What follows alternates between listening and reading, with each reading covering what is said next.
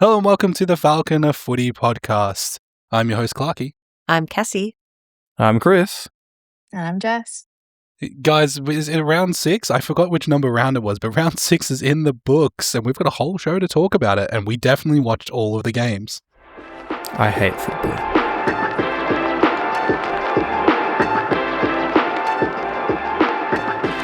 Hey boys, epic footy.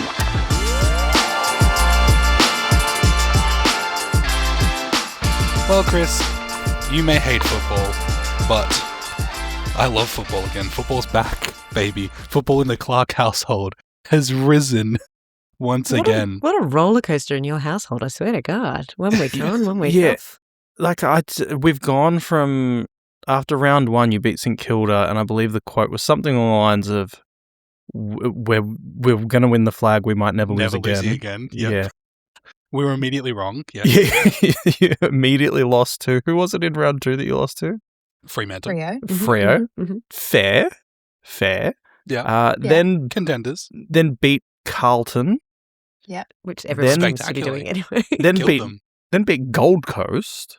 That was good. I went to that one. Yep. And then the lid was at an absolute fever pitch at that point. And then lost to Essendon only to follow that up by beating the reigning back-to-back premiers in the Brisbane Lions. I'm going to say it, and I need somebody else to confirm it so it doesn't feel biased. Are Melbourne the most fun team to watch this year? Well, you don't know what you're going to get. Hardest team to tip, but I was the only one in the comp to tip them this week. So It's very that's a funny. good I get. have a rule about never tipping against your own team. That's Mhm. my thing. I'm like, I don't think you should tip against your team because it's bad juju. Some people are on the side of like, oh, well, at least if we lose, I get the tip right. Nah, cowards talk. You got to back your team. Always back your team. So it's been paying off every other week this year. I have someone at work that every time he tips Fremantle and they lose, he comes up to me and blames me. Your team? I thought that they would win. And I was like, well, they should have. Most of the you time. just say, sorry, my coaching skills were a bit off this week. Yeah, is this I was- confirmed then? Cass officially replacing J-Lo? Yeah. And I'm going to have some fun down at that club. Thursday is Wacky Hairstyle Day. Did you happen to see the West Coast banner, Cass? Of course I did. They're so Yes. lame.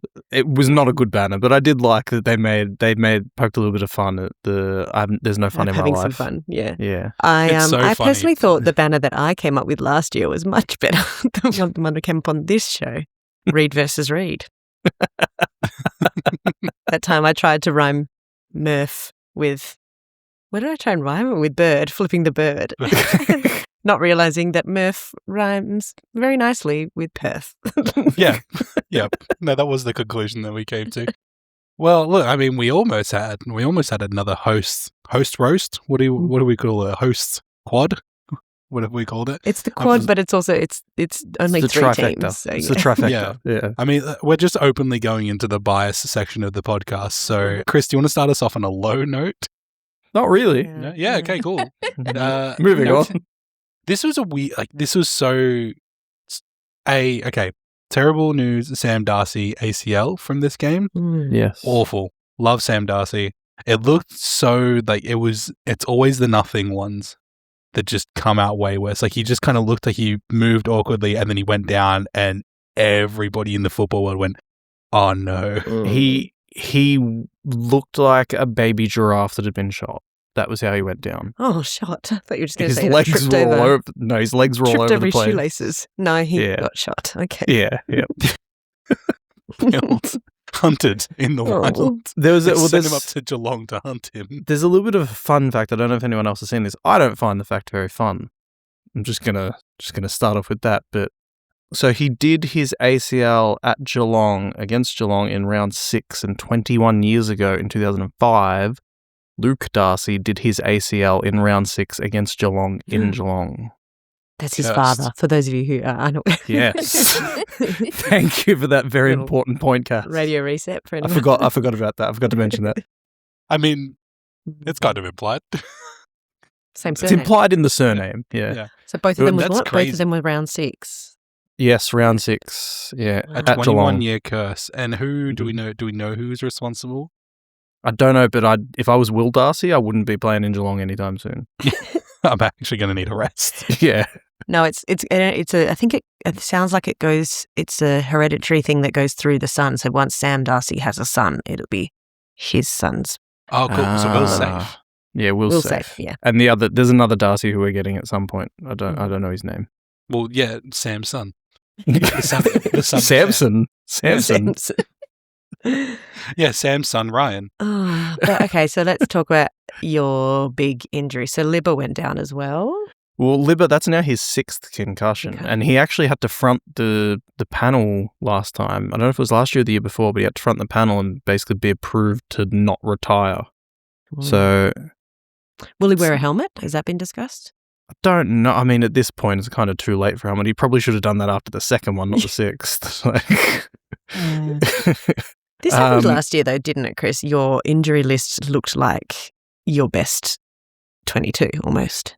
Was it last year or the year before? I think it might have been the year before. Obviously, on Friday night, so it was Sam Darcy, Libba copped a concussion, Rory Lobb did a hammy, and James O'Donnell did a hammy. They're literally our only 2 defenders. So I don't know who's going to play in defense this week against... It's a good time to come up against Sydney. Yeah, the most informed team in the competition.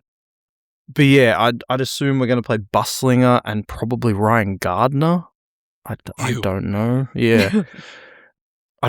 Hopefully Tim English is back. Otherwise, I don't know who's playing in the ruck. Yeah, having Tim English has been, I feel like, the biggest foible. Like, it has been. Everything else around it, you kind of have, and yeah, obviously barring like the Libba injury and the Sam, you kind of do have enough talent on the field to cover some of those other injuries, but you have no one to replace that caliber of English. Yeah, we like literally no one. They're playing a first gamer at the moment, Louis Emmett. Second gamer. Sorry, second gamer now. Second radio. And did something happen to Bont? Yeah, apparently he copped a knee knock. He's had scans, so they've said that because it's a short turnaround, because we're playing on Thursday night, he is a slight watch, was how it was put. I would, with all of our injuries, I'd be very surprised if Bont just doesn't play hurt. So yeah. I did see an interesting take. So obviously, like, Sam Darcy's a big loss. However, our forward line, like, we've got Aaron Norton, we've got Jordan Croft. Like, our forward line's probably the one, and our midfield are probably the 2 spots we can afford to lose someone. Treloar tore it up in the VFL on the weekend. Riley Sanders. His hamstrings again. Riley Sanders has looked really good this year. We've got Joel Frazier. They can step into the midfield. The issue is our backline, and I actually saw an interesting take from Jordan Lewis this morning where he said that he wouldn't mind seeing us try Bont down in the backline, which I don't hate it. He's a great field kick. That's kind of what Bevo's known for anyway, isn't it? Yeah. Just putting players where they don't belong, so maybe they... Yeah. Like, I don't think he'd be playing as a key defender, but kind of like almost like that Pendlebury role that Pendle's had the last few years.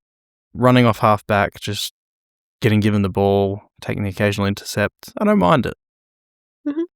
I really hate when it's kind of like a stopped clock moment where like just randomly Jordan Lewis has just said one thing. They're like, oh yeah, I can see that. I'm like, don't give him credit for that. He was literally just saying anything respectfully. Yeah, maybe. In all honesty, I actually think that we'll probably just sit Bont in the forward line this week. He'll become the Sam Darcy that replacement. Makes more sense because he does that more regularly. And you have other people who can play well off halfback. Yeah. On top of that, Jeremy Cameron kicked 10 goals on us. Yeah, that was great. That was good. Yeah. Jess, how did you see this game for the first half before we switched over? It just felt really sad to watch. Like, I had Me so much too. hope. No, like, I know how sad it feels when, like, watching Melbourne against Essendon and being like, fucking hell.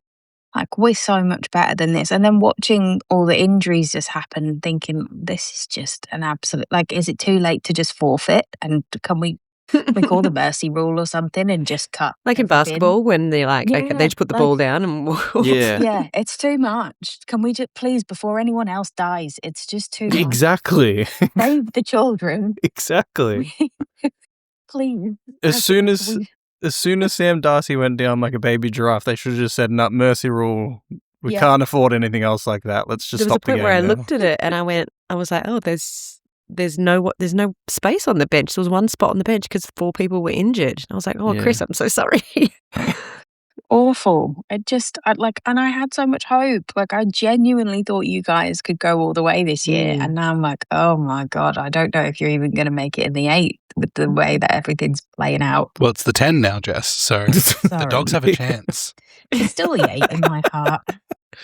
Well, look, Actually, it's finishing 9th in any other year would be a very Bulldogs thing to do based on this. I mean, but that's actually good for you this year, Chris. well, you think back, it's 10 years since 2016. They're actually. Thank you. That's one of my strong points. There's actually there's a celebration this week where they said it's like they put this as a positive. They're like, "Oh, Libba will actually be in the corporate box with all the Premiership team to watch the game." Like, I'm sure he'd prefer to be on the field and not concussed, but sure. So there's a celebration. You think back to 2016, round 3, 2016. A favourite son of the Dogs also went down with an ACL, one Robert Murphy, and everyone wrote us off in that year as well when he went down. So, like, we're in for a big 2027 is what I'm trying to say. Things are looking up. Things are looking up for next year. One thing I did just want to quickly say, and I don't like saying good things about Bailey Smith, but I will. I thought that his interview post game with Channel 7 was quite good. So they were asking him about the game, and then he said, there's one thing I want to touch on, which is maybe a bit out of pocket, but I just want to shout out the Dawson family and Elijah Hollins last night. I think it's about time the AFL gets a men's mental health round. Just makes me feel sick during the week, and hopefully the AFL community wraps their arms around them and we can do something. Speak to your mates, put your arm around your loved ones. You never know who might need it. So I thought it was a good message and a good opportunity for him to kind of use that platform after the game. Yeah, I think, and we haven't touched on it quite yet, but for those who may not be initiated, it was the brother of Adelaide Crows captain, Jordan Dawson.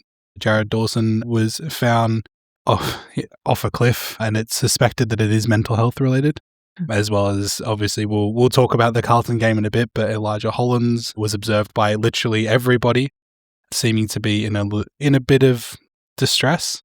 And, we support that statement of look after your friends, your family, and the people that you can help. And mental health awareness is really the job of everyone to make sure that we're supporting each other, because the world's terrible right now. And the last thing that we need is senseless sadness when we can all do better by each other to provide support. So, weird thing to say, but as Chris said, we agree with Bailey Smith wholeheartedly. He is good at that, Bailey Smith. He does come out and use his platform for that kind of thing quite a bit. So, I mean, he's a young guy that gets a lot of shit slung at him. So, and he's been pretty open about his own mental health struggles. So I think it's important for someone like that to say things, because he has an audience that listens. So I think that's quite good. Yeah, I think it means a lot coming from him as well, especially, like, he's not your typical poster boy for that stuff. Yeah. So it's really nice to see that he's not just this arrogant asshole on the pitch doing what he does. Like, he's actually really genuine and inspiring, I think, for quite a lot of young people who look up to him. It's just really important. Still an arrogant asshole, though. Yeah. Sometimes. Yeah. I mean, we've seen, actually, it's been a week of arrogant players showing their humanity a bit, because I don't know if you guys saw Jack Ginnivan on The Agenda Setters. Yes. Oh, your favourite show. Yeah, I hate that. Yeah, hate them. Hate them all. But I did see the clips of Jack Ginnivan being, like, almost the most mature I've ever seen him talking as a football player, and speaking really well about how much he's enjoyed his time at Hawthorn and what it means to him to become a better player, and kind of reflecting on different portions of his career. And I was like, oh, I for some reason didn't expect this from you, but I'm genuinely impressed that we get to see players more mature these days. Like, that we get to see them be humans in the best way possible, where they don't have to be crazy to be acknowledged. Bailey Smith and Jack Ginnivans of the world using their platform to talk about things that are important, or to talk about football in, like, such a sensible and, mainstream way, is really important for furthering the conversations that we have around football as a whole. It's almost like that's their on-screen, when they're on the ground, it's like an on-screen persona type thing. It's like a character that they play on the oval when they're in the middle of a game, the white line fever, whatever. But as soon as once they're off, it's nice to be like, actually, shake your hand. I'm a pretty decent guy as well. So I think it's good that, they're multifaceted humans. Wow. Yeah. Football players, they're just like us. Just like you and me. And speaking of just like us, Cass, your team also won this week. Yep, they sure did. Thank goodness, because you just never know with a derby. We do go in kind of on an even playing field, even though we're at the top and the Eagles are at the bottom. You go into a derby and it's a hard contest every time, and the players know that. They kind of mention it in every interview beforehand. But we were just lucky that the bad Eagles turned up on Sunday and not the good ones.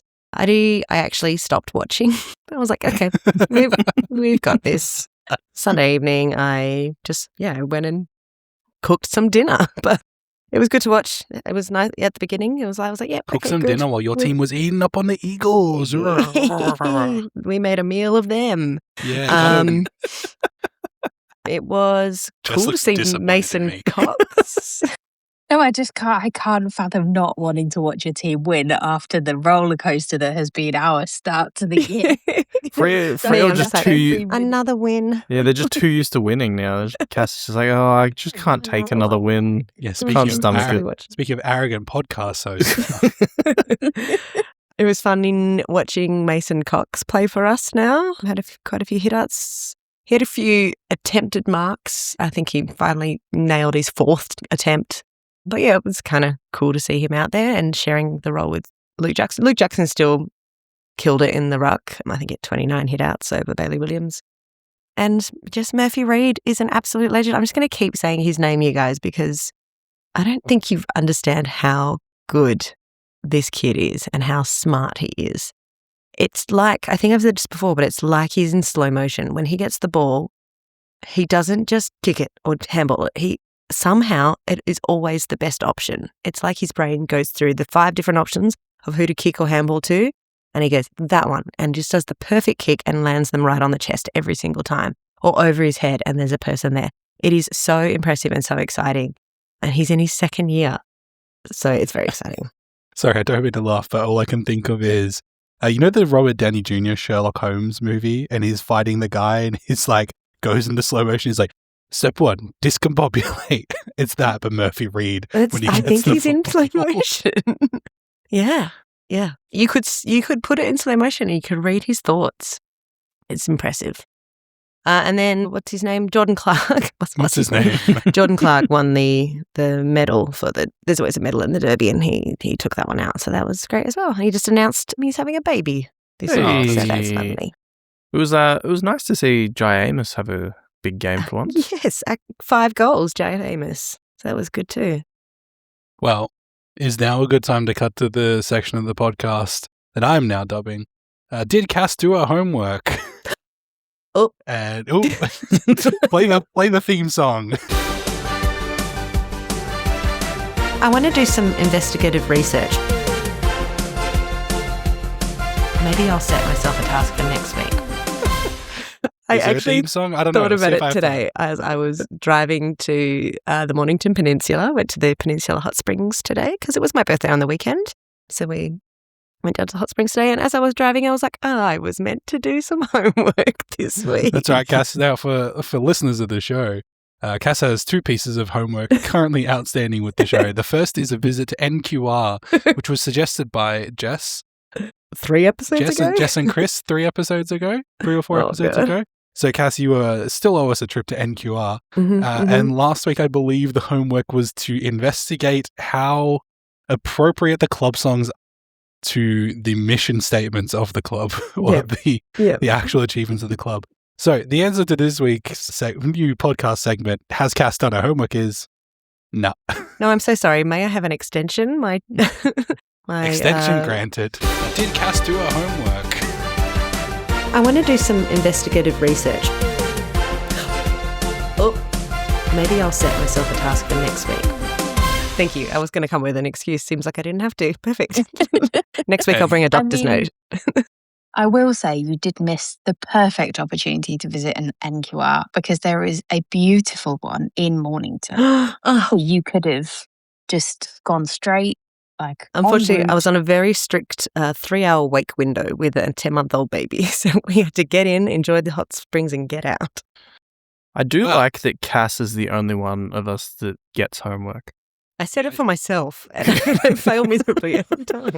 Chris, if you want homework, we'll give you homework. No, Homework, I'm just good. set some for yourself. That's Chris how is it now works. that kid, that guy who's Yeah. just like, Moose, you didn't give us any homework.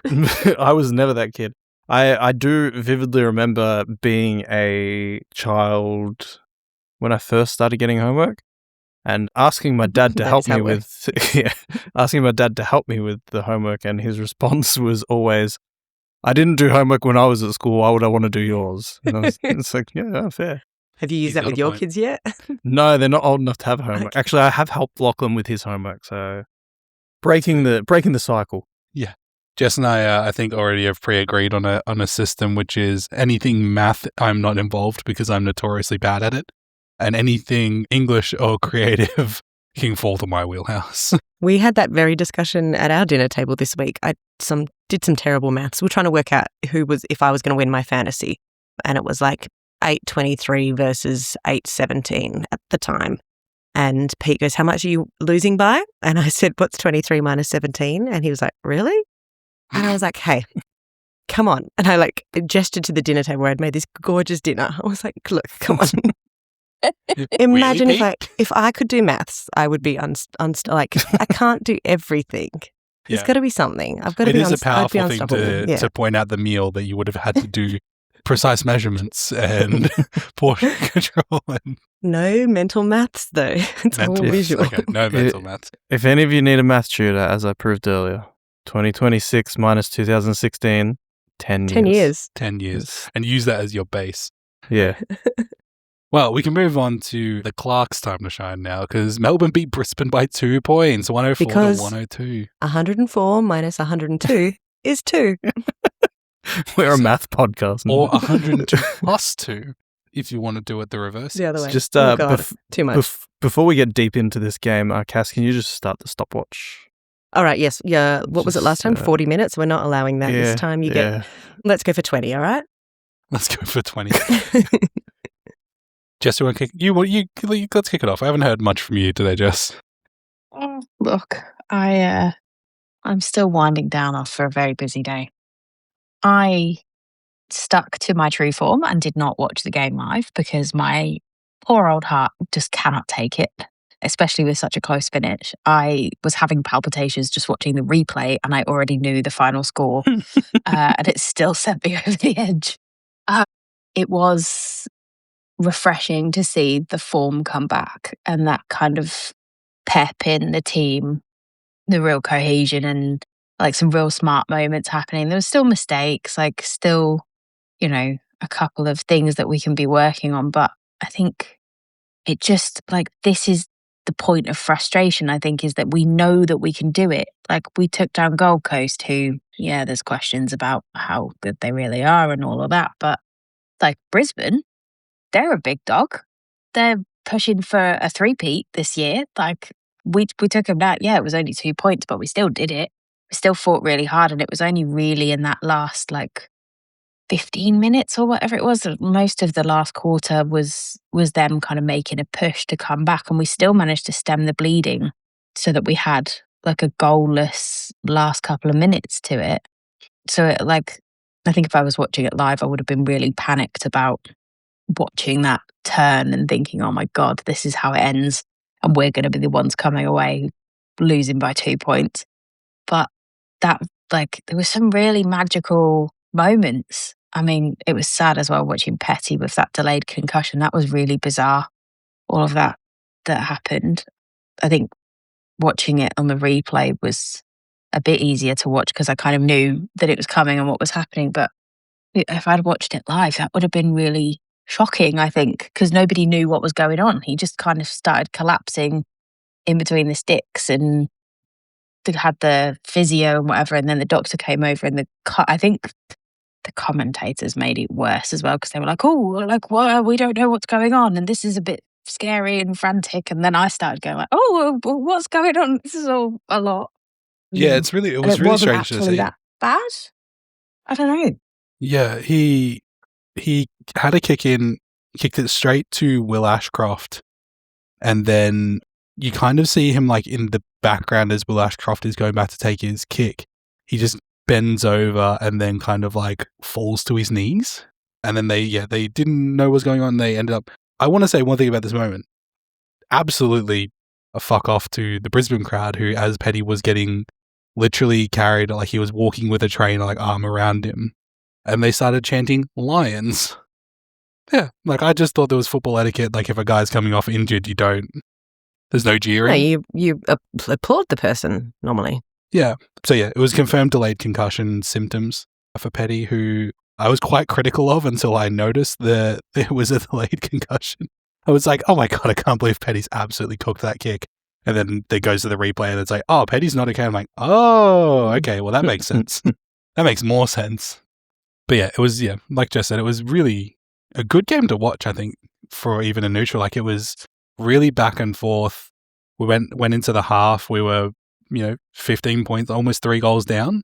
And then in the third, by the end of the third, we were 3 goals up. And then the last quarter, it was really, really good to see. Mm. Yeah, just watching that, I think that's what we need to see from them is that ability to take some hits, but then turn it around. And we just didn't see that against like Essendon and Freo, where we copped a lot and then just went, whatever. Like we just can't rally enough to pull this back. And it just got worse and worse and worse. Whereas it felt like they came out after half time and were like, yeah, no, we can do this. And then absolutely killed it. One thing I will say, I didn't watch this game. I listened to it on the radio because I was driving. Ooh, the old school. Yeah. Old school. It was very confusing when Petty went down listening to it because I couldn't see anything and the commentators wouldn't even say who it was. They were just like, he looks white. He looks unwell. And I was like, who? Who looks unwell? What happened? But one thing I will say that was evident, even though I wasn't watching it, is Harvey Langford had a breakout game, 26 touches and 3 goals. Massive game. He was amazing. Really, really fantastic to watch him play in some of his best form. Colton Tholstrup as well, 26 disposals, playing in the back line as well. So Langford had 27, Tholstrup had 26. We double rucked, but Max Heath only had 20% game time on ground. Kate Chandler kicked 3. Like I'm excited for these new young players. Like, are we gonna get a "We May Never Lose Again" call? Well, who are we playing next week, Rich? I was gonna say, who are you playing this week? We may not lose this week.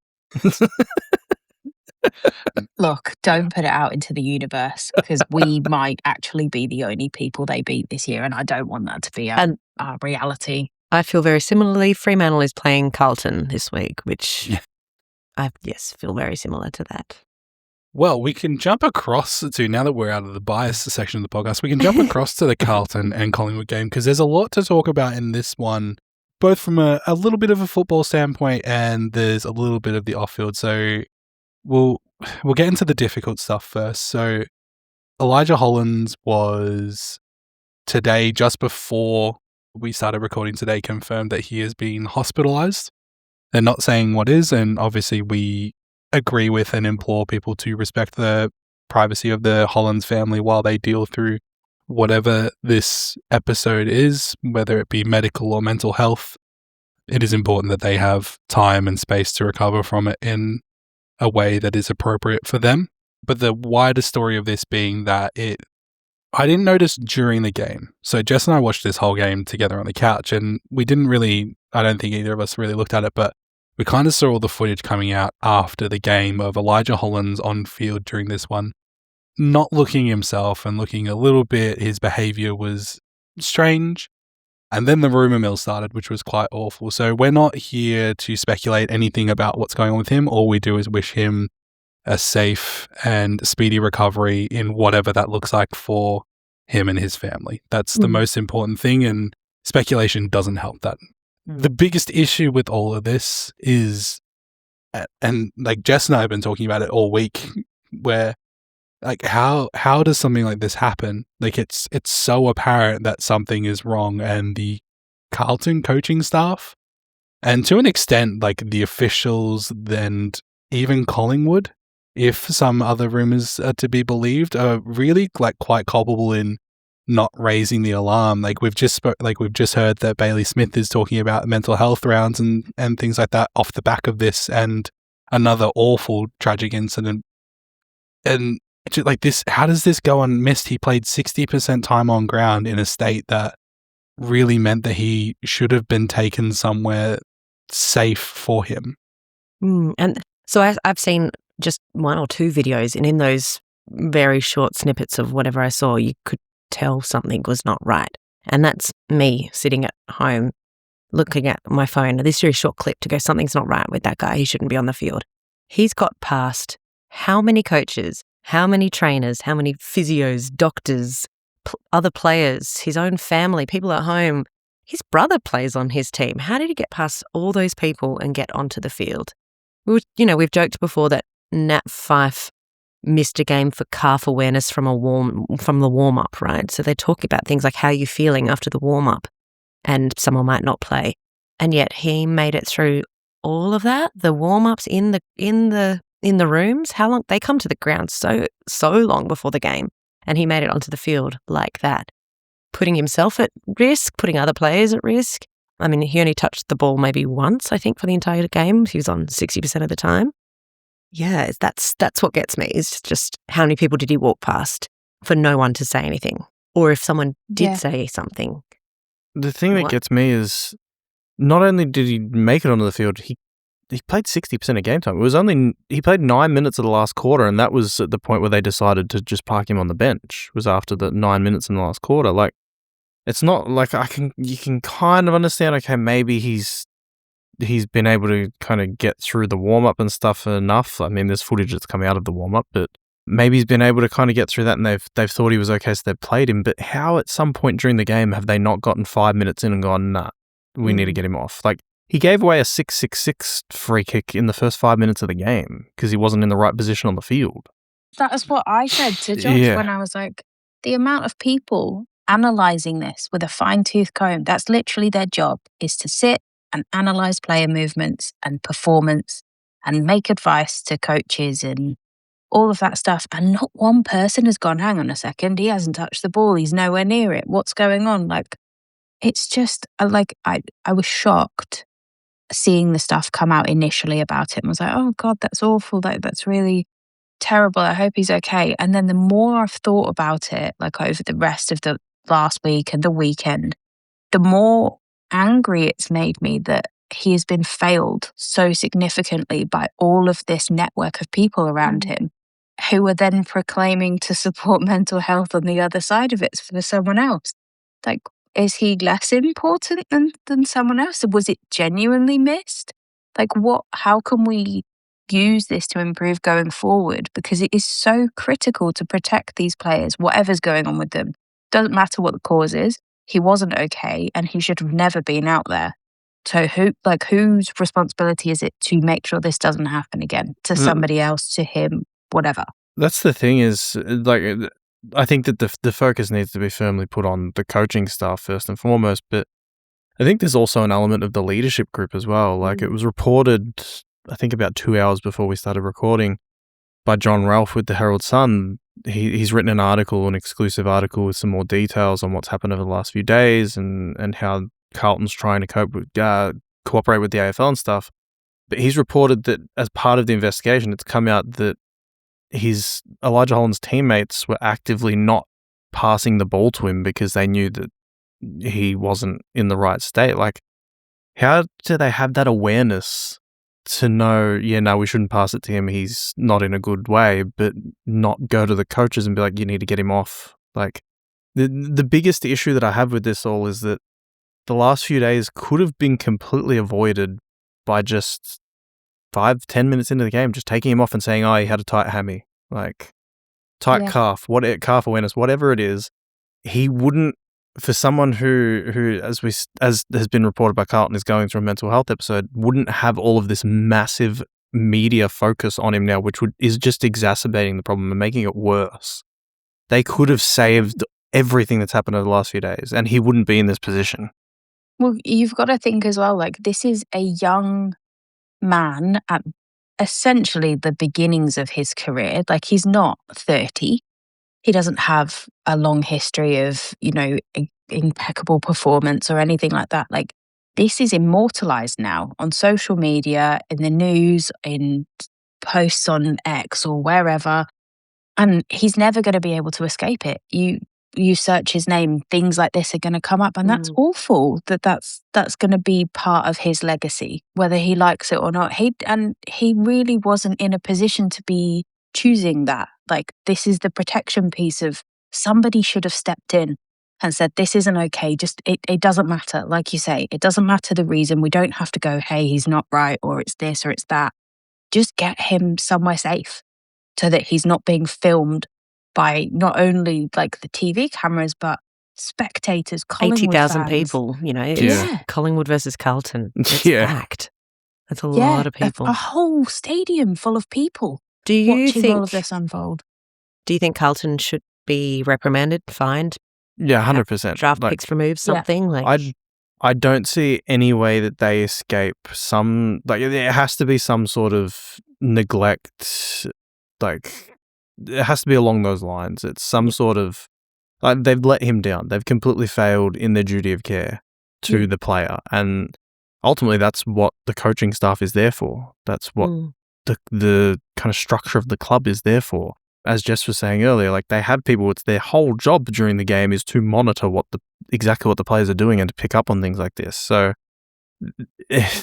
I mean, nothing surprises me with the AFL, but there has to be some sort of duty of care, neglect sort of charge. And I don't know if that's just a big fine.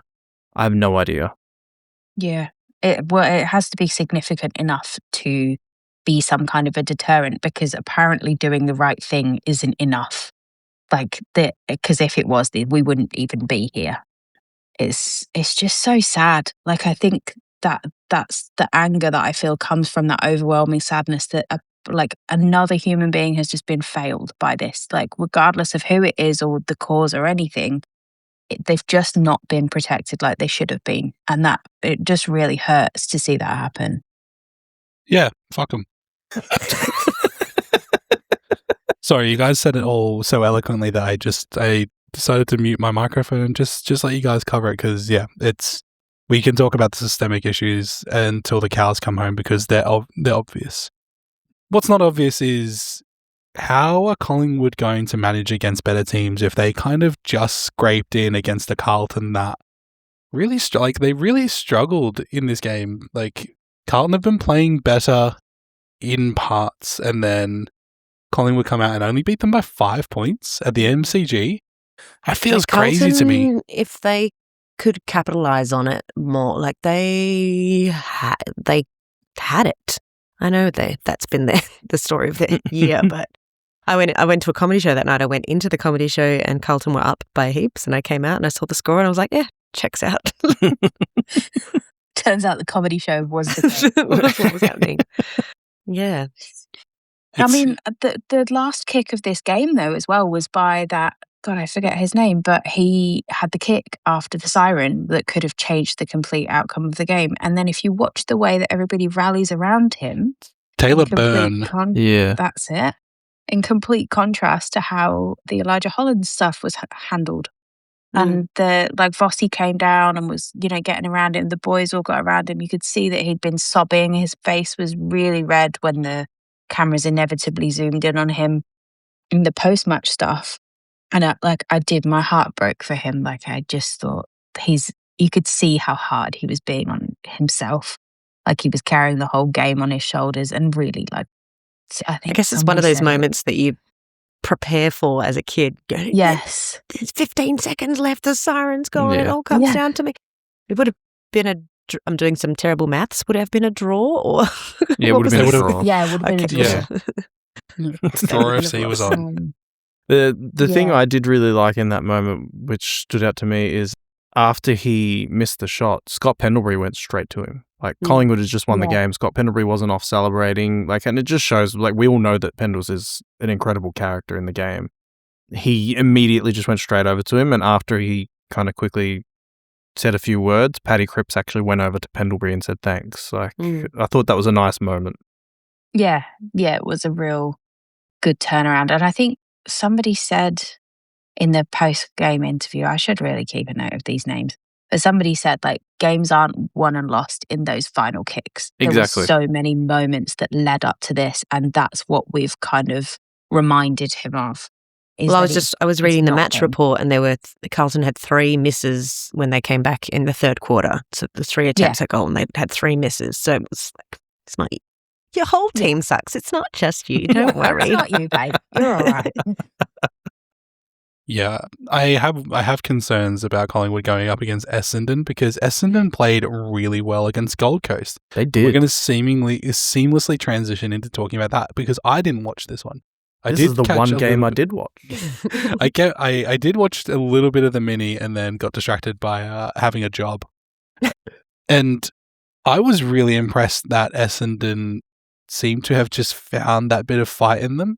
Like, yeah, it's another loss, but this one felt a lot more, and I hate to use the term, but it felt honourable.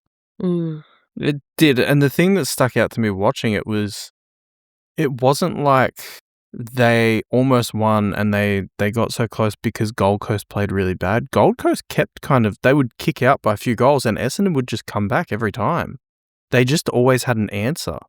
And I think that was, if I were an Essendon supporter, that's what would be really encouraging to me. And I think the big thing in the turnaround of their form is, Archie Roberts has been incredible for probably the last 4 or 5 weeks, but Parrish has lifted, which he was the one who copped that criticism after the first few games of people saying he was slow. I say people, Kane Corns, saying he was slow. The game was past him now. He has really responded. And also the surprising one is Elijah Sardis. Like, pick 5 from a few years ago seemed like he was just going to be destined to be a really good VFL player. Finally got his chance last week, had a good game, and then this week 25 touches. Like, some of those players are just lifting, and it feels like they're starting to get a little bit of cohesion amongst the young group, which is good. Yeah, it was a really high-scoring game. Like, we didn't obviously watch it, but looking at the result, it wasn't like it was really close and it was only 60 points each or whatever. Like, both of them scoring over 100 points. That's insane. Yeah, we've had a lot of high scoring games this round and this year. Somebody asked me, do you think that the new rules have improved the game, dare we say? Well, I don't know if they've improved the game, but this was the whole point. It was supposed to make the game faster. And the kind of flow-on effect from that would be that naturally, when a team has one of the last touch out of bounds free kicks, some of them are going to get good at taking advantage of it and find players who are in space. And I think that's just what's happening. Yeah, absolutely. So what do we think? Do we think the Dons with a chance against Collingwood? Or we call it the downfall of Collingwood? Maybe because they were everywhere and they were a little bit better than Gold Coast. It just wasn't showing on the scoreboard. So I don't know. It could be Essendon. I might tip Essendon. Should I tip Essendon? Is that crazy? Is that crazy? No, you've got to have one spicy. I have Essendon in my spicy tip of the week. Okay. Another thing that happened in the game was, I think it was Took Miller took out an umpire. He dislocated his shoulder. Jesus. So the umpire's done his bit and he's running backwards as Took is running forwards. And then at the last second, Took's gone right to kind of go around him because he can see him. He's facing him and the umpire is back to him. But then the umpire takes a little step to his right exactly at the same time, and he just collects him. He completely bowled him over. Just hearing this news looked like an 80-year-old who had just discovered the mini skirt. They were what? Shocked. Gasp. That's crazy. Like, I'm just imagining how fucking built you've got to be to dislocate someone's shoulder. Yeah. Have you seen Took Miller? Took Miller is he's a very well built man. Your muscle. It's the way that he's like, okay, this guy's coming at me. I'll move to the right to go around him as the guy who's coming backwards moves to the right. It was just terrible timing. I don't know if it was specifically the hit from Took that dislocated his shoulder or if it was him slamming into the ground. Yeah. But afterwards, the umpire tried to run it off. He was jogging around, but holding his arm I'm in a bit of pain here. Yeah. They did say, he won't take any further part, but then I think he did come back out and keep going. Good for him. Jesus. Well, speaking of poorly timed moves, I'm gonna throw in. I've got a quiz this week, and I'm gonna throw it in here before we jump to our next game. Oh, Because why wow. not? Oh. It's the A third quiz quarter. quiz hits you when you least suspect it. I've got here 6 questions, and it's gonna be we're gonna do a buzz in. We're gonna do a good old fashioned buzz in. So I'm gonna need to know what each of your buzzers are. Jess, what's your buzzer? Can we say our names? So you want us No. to do something? You can do whatever you want. Jess's just need buzzer to is know. no. No, got it. Cass? I'm just going to use my name. I'm going to say Cassie. Yeah. Chris? I'll say Chris. All right. Beautiful. Let's get into the How quiz. about I say Chris and Chris, you say Cassie? Yeah, cool. Let's do that. I'm just excited for Jess to answer a yes or no question. Well, she'll have already buzzed in. Wait, Chris, did we decide? Are we swapping names for this? For our Sure. buzzers? Okay. Yeah, very good. Okay, question number 1. Who is currently second in the Coleman? Oh, Cassie. Yes. I don't know. Hold on. Yes, Chris? This is great on an audio medium. Is it Jack Gunston? It is Jack Constant. Yes. Hell yeah, Chris. Shit. He shoots, he scores, guys. Oh, Cass, I don't know whoever scored that point. Oh. Question number 2. When was the last time Collingwood scored over 100 points in a match? You can just take a shot, like you're not eliminated. Chris, Yes, Cass. round 2 this year. Incorrect. I'm going to... Chris, Jess, either of you want to buzz in? Cass. Yes, Chris. I'll say round 3 this year. It was not round 3 this year. Jess, do you want a free hit? Was it against Melbourne at some point? I'll Last give you a year? clue. It wasn't this year. Oh, fuck. No, I had a feeling okay. it was last year. I don't know who they played last year at the end. Didn't they play us Yeah, at the very end? they did. They beat us, yes, in round 24. It was a very close match. I don't think it was over 100 though. Throw it around the clock. Round 22. No, it was last year. not round 22. Balls. Whoa, Oh. because I'm ineligible, I'm looking. And it was, Oh. You're not ineligible. You're just out for that one round. I'm out of that round, so I went looking. Anyway, you could have taken a shot after the free hit. It was round 18, 2025 Wow. Crazy. was the last Really? time they scored over 100 points. Question number the 3rd. Fortnite has just partnered with which singer in their new music battle pass? No. Yes, Jess.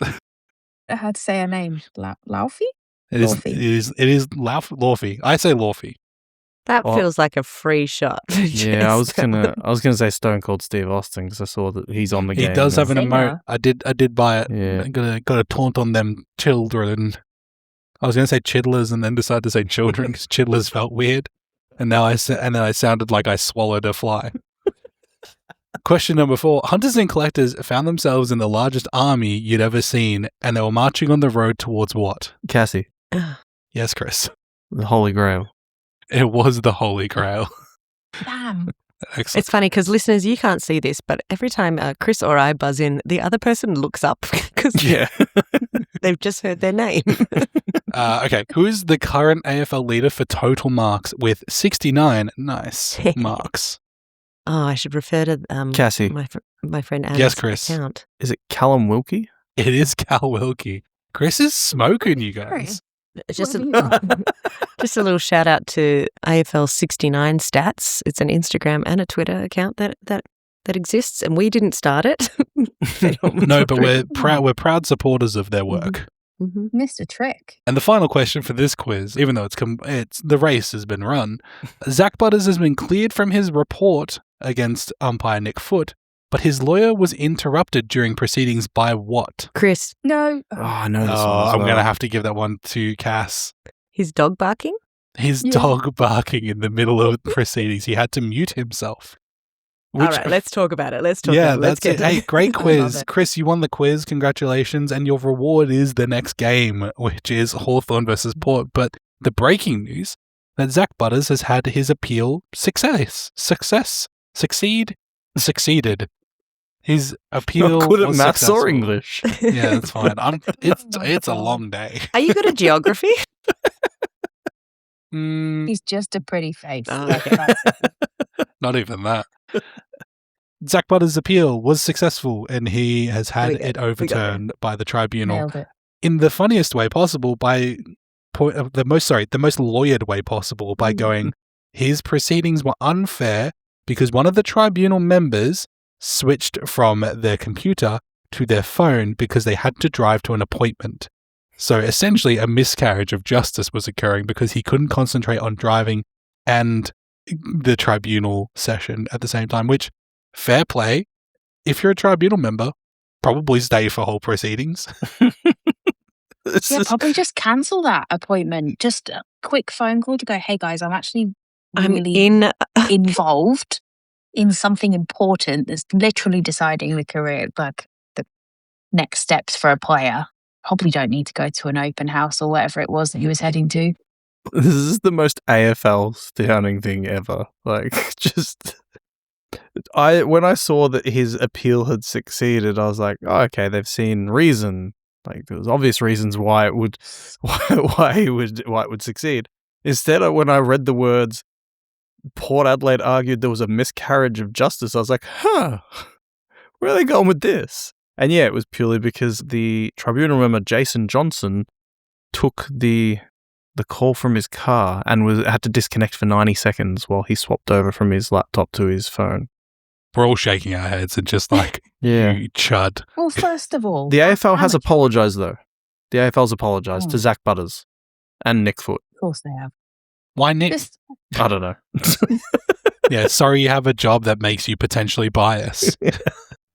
It's real rookie behaviour. Like, everyone knows you can transfer that call with a click of a button. What are you doing hanging up for 90 seconds, you idiot? They're probably using Microsoft Teams, and we all know that lags. Trying to do the switch over. Oh, he was... all the dog stuff was farcical too. Like, it's just a shambles. This thing is a circus. I don't know who said it, but he actually was driving to an open house inspection. Jess knows. There you go. He's Got my finger on that buzzer. He's a 2000 Essendon Premiership player and now real estate agent, and he switched devices to his phone as he drove to an open for inspection. There you go. You know these real estate agents, they don't stop for nothing. Got to all that hustle. We got a 15-minute window, you guys. Those inspections are 15 minutes. You got to get there. There's a sucker born every minute, and they're all coming to my open in 15-minute blocks. I honestly am not surprised that they overturned it and found any reason to overturn it because they know that they know that this was just nonsense. Like the lack of footage, the lack of evidence. We spoke about it last week. It's I love that they're like, oh, should we try again? And then I was like, no, you know what? Let's just forget about it. This is silly. Yeah, it's gone on too long. Football also happened where Hawthorn got over the top of Port Adelaide without the assistance of Mabior Chal, and Jack Gunston was also, I believe, ruled out at some point in the game, which Chris is laughing at something. I was just reading the thing about the tribunal proceeding today, and there's just a line where it says, during an at times bizarre hearing on Monday evening, Butters' lawyer had to apologise on several occasions for his dog, which was initially barking outside his window before it then entered his home office, continuing to bark. That dog knew. Yeah. At one stage, he apologised, turned his camera and microphone off, and ushered the dog out of the office before continuing his argument. The dog could be heard barking in the background later in the hearing, but it did not enter his office again. Like how the dog was just like, no, don't tell me to shut up. I'm coming in there now. That's dogs though, man. That's dogs. Yeah, but guys, you have what, 6, 7? 5. And never, okay. 7. Not once has one of your dogs interrupted a podcast recording. That's no. Okay. My small dog has many times, Murray on the pod, but no, I keep on thinking of the times our dogs have interrupted us have probably been during actual work meetings. Right. When we record, it's nighttime, they're asleep. Yeah. Like, I actually love that his dog was going off because it just felt so real for me. Like, I can't imagine being in such an important thing. Like, it's bad enough when I'm in a team meeting or whatever, and I'm on the phone to a client or something, and you're like, shut up, don't even, like, they see someone move past on the street and they're all up in arms. I can't imagine having to go, just 1 second, guys, I'm really sorry about this. Stop it, you're making me look like an idiot. But this was a good game from Hawthorn and a better showing from Port Adelaide, I would say, for the most part, who have been kind of shit up until now. So, yeah, it's good to So see. Hawthorn came out with 7 goals in the first quarter, and then Port kicked all 6 in the second quarter. Hawthorn didn't kick a single goal in the second quarter. That's, good from Port to keep them ungoaled. I think the really interesting thing about whenever Hawthorn play now, Ungoaled. ungoaled. Yep. That's a trademark. You don't get away. You don't get away if I can't say succeeded. What? Ungoaled. Ungoaled. It's a classic term. When you read match reports now, it's like they've gone to a Harry Potter book or something and looked at every possible wizard terminology that they can use. They're like, and then he whipped it, and then Nick Watson whipped out his wand, and then he's gone to his book of spells. Nick Watson can get in a lot of trouble for that, guys. Not in front of all these people, Nick. Yeah, it's just like, what other wizard puns can we use to describe what Nick Watson did? I love the idea of them doing active research into like fantasy. Like you just see how their BT's just like flipping frantically through Discworld. Like there's got to be something in here. There's got to be All something. right, who wants some homework for next week? Chris, do you want some homework? Chris wants some homework. Not me. I believe you answer to Chris now. Yes. Oh, no, it's me. Yeah, we're giving Chris the homework. We should come up with what's a wizard saying or term we think that they'll use next week in Hawthorn's match report about Nick Watson. Alternative to that, I'll say next week we hold a little mini contest. Who can come up with the best wizard pun for a Nick Watson goal? Well, now we have the 5th quarter for next week. Yeah, it's a nice quick one. Just like this segment, we've only got one more game that I think Warren's talking about this week, and that was Adelaide getting over St Kilda by 1 measly little point. So many close games. Such a good week for football. Too bad such none a of us terrible watched week. it. Yeah, such a good week for football, and also such a terrible week for football.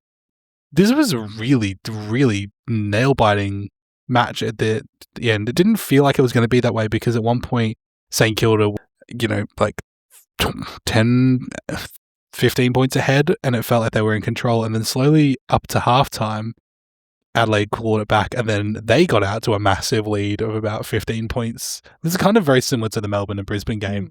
Adelaide got out to a 30-point lead, actually, in the third quarter. Yeah. Oh, yep, I can see that here. The worm. The worm doesn't tell you I wish the worm... This is my gripe, hang on. The worm should tell you what the score is after the goal, so they can see what the score was at that point instead of just having to guess. And then, they managed to just win it by 1. Like, St Kilda just couldn't pick about. Are St Kilda bad, or Adelaide good, or are they both bad? I don't like either of these teams. Did anyone see the clips from Ross Lyon's press conference after the game? Oh, I do love a Ross Lyon press conference. No, but tell me what that alleged sexual deviant said. I'm pretty sure Sam Edmund posted the clips on Twitter. So St Kilda are sitting at 2-4 from memory. They've only won 2 games so far. And Ross Lyon was asked if he believes they've shown improvement this year.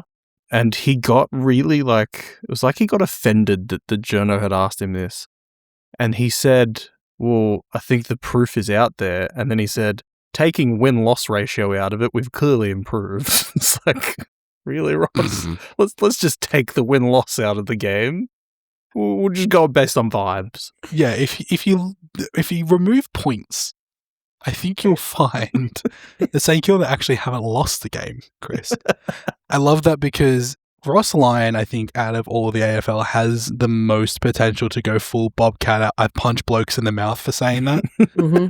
Like the way he looks in press conferences, I'm like, why are you angry about being questioned for being shit? Ross Lyon just looks angry and aggressive about it. Like, it's very Mick Malthouse-esque. Yeah, like it's just weird stuff, man. I think Ross is losing it because St Kilda are bad. I think Ross lost it a long time ago. Yeah. We mentioned earlier this was a bad week for unlikable people to do good things, and it happened again in this game where Taylor Walker, he actually had a good game. We don't like saying good things about Tex. No. on this podcast or off this podcast. Yep. He had a good game. Publicly, one of these hosts has heckled him. It's up to your imagination to figure out which one. Spoiler alert, it's the most polite one. No, it wasn't me. He had a good game. He kicked 5 goals, basically won the game for them. But there was a nice little moment, I think it was in the second or third quarter, where he kicked, I think it was his 3rd goal, and Jordan Dawson was in the crowd, and Tex just kind of pointed up to him and just gave a little salute. It was a nice little moment, and then he had to, much like Bailey Smith, he had some really good things to say after the game as well. So, don't want to praise him, but you did a good thing. He did a good thing. Yeah. We actually forgot to mention last week in Gather Round, where the game takes place in Adelaide, Taylor Walker's son, who is Nick Dacos's biggest fan, ran out with Collingwood last week. That's excellent. With his number on his back, which is, it's like, yeah, you're my son, but that's your team and that's your player. Off you go. Nick Dacos being like, this is my son now. I am the captain now. Yeah, in his 100th game. And speaking of running out, we've run out of time. Hey, we did that. Thank you for listening to another episode of The Falcon. Make sure you follow us on our socials at Falcon Footy Pod. Individually, you can find us all. Cass, where can people find you? You can follow me at CassVag. And Chris? Lowry_16. And Jess? At Swanky Jess with 2 Y's. And you can find me at Quantum JC or over at The Footy Mailbag, which is my Supercoach podcast. Make sure you give us a rating and review on your listening platform of choice. It does help us somehow. I'm not exactly sure how, but the algorithm rules all. But the best thing you can do is put us in someone else's ears. Hey, you got a pair of earbuds that you may be thinking of getting some new ones. Just take them out while the show's playing. Pop them in someone else's ear. Just do that. Just let them have a listen. Let them have a little taste. I was out with a friend the other night and mentioned the podcast, and he looked it up on Spotify in front of me, and I was like, hey, while you're there, can you just click download on a couple of those episodes? Yeah, hey, did you give us a rating and review, Cass? I mean, I didn't. I mean, I have in the past, but yeah. I wanted him to listen. So here you go. If you're listening, give us a rate and review. Yeah, and hey, if you're listening as well, jump into the little comments. Hang out with Cass's mum, our favorite listener. She does love it. She really does. She is our most loyal listener, and I appreciate her to the end of the earth. Thank you so much. Jump in the comments. She's down there saying nice things about us, and you can do that too. Until next week, listeners. Bye-bye. See ya.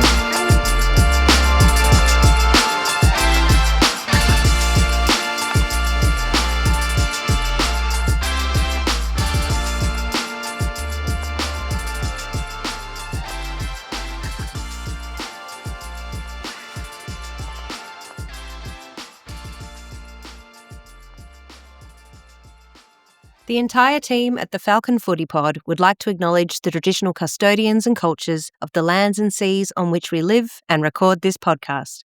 We pay our respects to all First Nations peoples, elders and ancestors, and thank them for their continued connection and contribution to this country's national game.